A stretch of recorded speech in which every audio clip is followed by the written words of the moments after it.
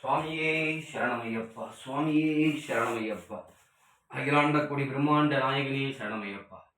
ஐயப்பனுக்கு பெருமாளுக்கு எப்படி 108 பேர் இருக்கோ ஐயப்பனுக்கும் அது மாதிரி 108 பேர்கள் இருக்கு.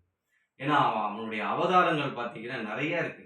அது சொல்ல வார்த்தைகள் இல்லை. பகவானுடைய அவதாரங்கள் உங்களுக்கு பார்த்தோன்னா ஐயப்பன் மட்டும்தான் ஒரு அவதாரம் தெரியும். அதுக்கு மேல நிறைய அவதாரங்கள் ஐயப்பனுக்கு இருக்கு.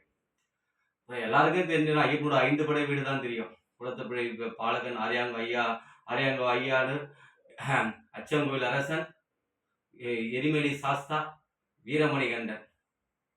இதுதான் அவருடைய 5 படை வீடு நமக்கு. அதுக்கு மேல ஒண்ணு இருக்கு ஐயப்பன் 108 அவதாரங்கள். அவருடைய அவதாரம் இந்த உலகத்தை நோக்க அவர் எடுத்த அவதாரங்கள் பல.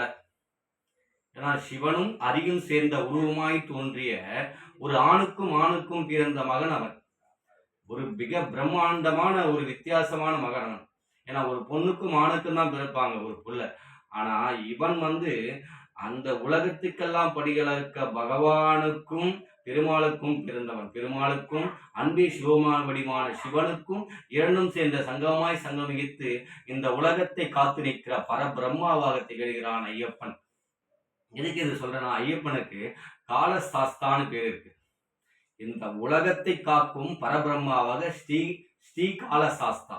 ஸ்ரீ காலசாஸ்தா என்னன்னா, தன் முழு நேரம் அவன் சரணத்தை ஒலிக்கின்ற பக்தர்களை காத்து நிற்கிறான்.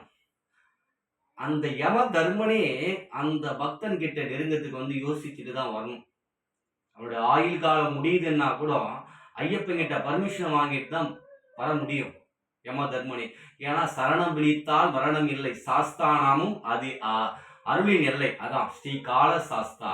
ஏன்னா அவனுடைய சதா 364 அவன் நாமத்தை ஜபிக்கிறனும் அவன் சதா அவனுடைய ஞாபகத்திலும் இருக்கிறவன். அந்த யம தர்மன் அவன் கிட்ட வரவும் பயப்படுவான். ஏன்னா காத்து நிற்கிறான் பகவான் ஐயப்பன். பாருங்க எவ்வளவு பெரிய விஷயம் பாருங்க. பகவான் தன் பக்தனை எப்படி காத்து நிற்கிறான் பாருங்க. அந்த யமனைய மிரட்டி வச்சுக்கிறான் பாருங்க ஐயப்பன். என்னுடைய அனுமதி இல்லாம நான் கிட்ட கூட நீ நெருங்கக்கூடாது. ஏன்னா இது ஏன் சொல்ல வரீங்கன்னா, ஒரு சாதாரண ஒரு மனிதன் ஐயப்பனுடைய முழு நேர பக்தியுமா அவன் ஐயப்பனை கிட்ட பூஜை செஞ்சு கொண்டே இருக்கிறான். பூஜை செய்து கொண்டிருக்கும் போது அவனுடைய ஆயுட்காலம் முடியும் போது அப்ப பாத்தீங்கன்னா அந்த யமதர்மன் அவனை பிடிக்க வருகிறான். அப்ப ஒரு மனிதன் இன்னைக்கு இருக்கிறான்னா அவனுக்கு தெரியும், இன்னைக்கு நம்ம சாவ போறோம்னு அவனுக்கு தெரியும். அப்ப அவன் எதை கண்டு பயப்பில்லை. பகவான் இடத்துல பகவானே நீதான் கதி என்று உட்கார்ந்து இருக்கிறான். அப்ப உட்கார்ந்து இருக்கும் போது யமதர்மன் அவன் அழிக்க வர. அப்ப பாத்தீங்கன்னா ஐயப்பன் அந்த யமனை அழிக்கிறான்.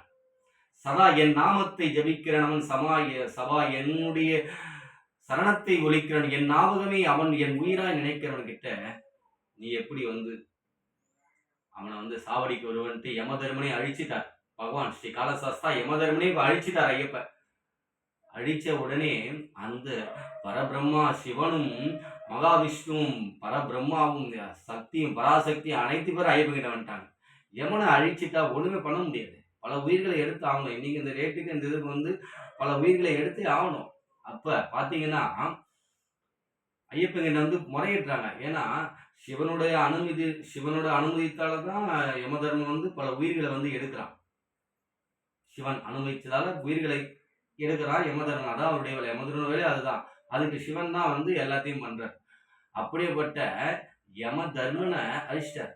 அப்போ உயிர்களை எடுக்கணும். அப்போ யமதர்மனை நம்ம மறுபடியும் உயிர் ஆக்கணும். அப்ப எல்லா தெய்வமும் முறையிடுறாங்க. ஐயப்பன் கிட்ட முறையிடுறாங்க. பெருமாள்ல இருந்து சிவன்ல இருந்து விநாயகர்ல இருந்து முருகர்ல இருந்து அனைத்து சர்வசக்தி தெய்வங்களும் போறாங்க. முறையிடுறாங்க. இப்போ முறையிடும் போது அதுக்கப்புறம் அந்த யம தர்மனையே மறுபடியும் காப்பாத்தி உயிர் பிச்சை கொடுக்கிறார். அப்பதான் சொல்றாரு ஐயப்பன், என் அனுமதி இல்லாமல் என் பக்தனிடத்தில் கூட நீ நெருங்கக்கூடாதுன்னு யம தர்மனுக்கு வாக்கு கொடுக்கிறார். அதுதான் ஸ்ரீ காலசாஸ்தா.